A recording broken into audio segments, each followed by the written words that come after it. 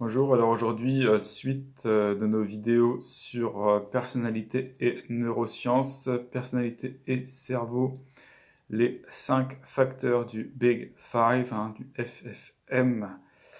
Quel est le lien entre les traits de conscienciosité et les traits d'agréabilité et le cerveau? Donc on va commencer par le quatrième facteur, la conscienciosité, le fait d'être consciencieux.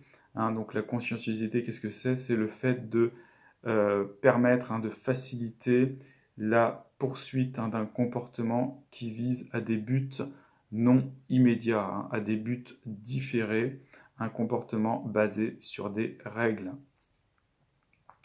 Et ceci est un enjeu majeur pour le développement de la culture humaine et d'ailleurs le développement de l'individu également.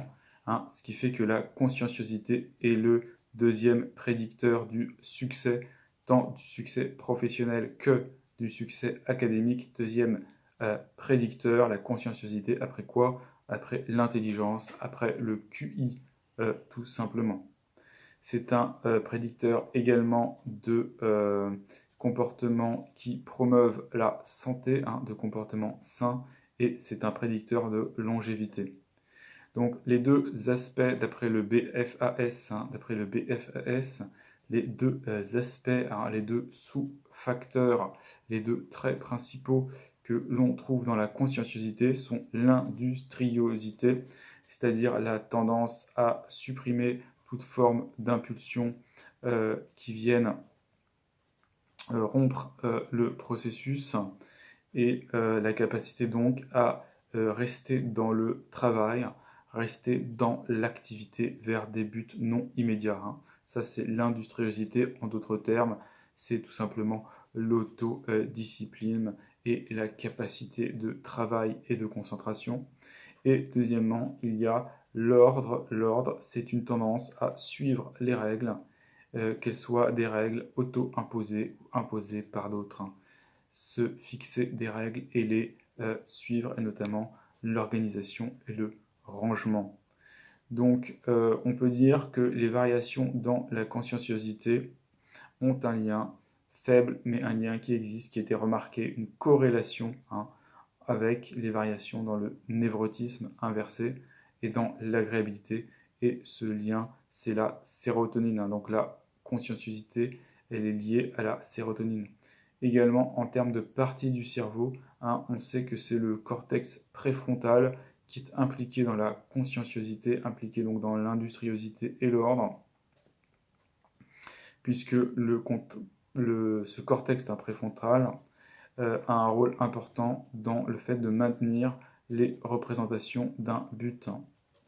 Et il arrive dans l'évolution tardivement, puisqu'il arrive notamment chez l'être humain sous une forme véritablement développée. Et donc c'est normal de dire que la conscienciosité est liée à ce cortex préfrontal, en plus d'être liée à la sérotonine.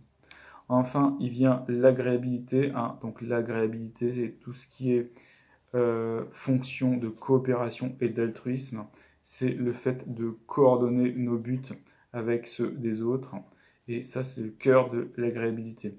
Donc l'agréabilité va être associée avec la capacité de comprendre les perspectives des autres et d'ajuster notre comportement pour s'accommoder à eux, pour coopérer, pour aller ensemble vers une tâche. Donc ce que l'on va supposer là-dedans, ça va être principalement d'abord le réseau par défaut, puisque on sait que le réseau par défaut permet à l'être humain de décoder les états mentaux des autres. Et on peut dire en outre qu'il y a deux aspects de l'agréabilité, qui sont la compassion, ce qui reflète l'empathie et le fait de se soucier des autres, et la politesse. La politesse, c'est plus la conformité à des normes sociales et à éviter tout comportement belligérant ou agressif envers les autres. Donc voilà les deux aspects de, de l'agréabilité. Et si on prend ce premier aspect de compassion, eh bien, il faut voir en quoi il peut être lié en termes d'empathie. Donc on a dit la compassion, c'est essentiellement de l'empathie. Et qu'est-ce qu'on trouve sur l'empathie? Eh bien, on sait que l'empathie, elle est d'abord liée au réseau par défaut, qui, on l'a dit, simule l'état mental des autres. Également, on a l'activité, ce qu'on appelle l'activité miroir qui se produit. Et l'activité miroir, c'est tout simplement le fait que c'est les mêmes réseaux sensoriels qui sont activés chez nous-mêmes que ce qu'on voit chez les autres. Donc si on prend l'exemple de la douleur, on sait qu'il y a une activité miroir qui se met en place, et notamment, c'est la zone que l'on appelle insula, la zone que l'on appelle insula, et également une zone que l'on appelle cortex mi-singulé, la zone insula et la zone qu'on appelle cortex mi-singulé, mid-cingulate cortex, qui sont responsables de sensations de douleur.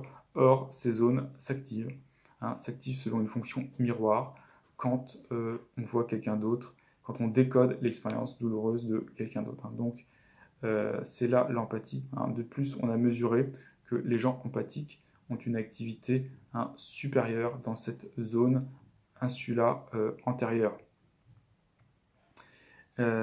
Également, comme l'agréabilité supprime les impulsions agressives, on se doute qu'elle est favorisée par la sérotonine.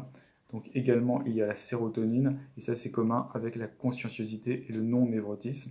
Mais outre cela, étant donné qu'on sait que les neurotransmetteurs de testostérone poussent à l'agressivité, les gens plus agréables ont moins de testostérone. De même, pour ce qui est de tout ce qui est l'aspect de lien social, de s'attacher aux autres, ça c'est un aspect de l'agréabilité, et c'est lié à un neurotransmetteur qui s'appelle l'ocytocine. Donc on va avoir aussi l'ocytocine. Donc on va avoir sérotonine, moins de testostérone et plus d'ocytocine.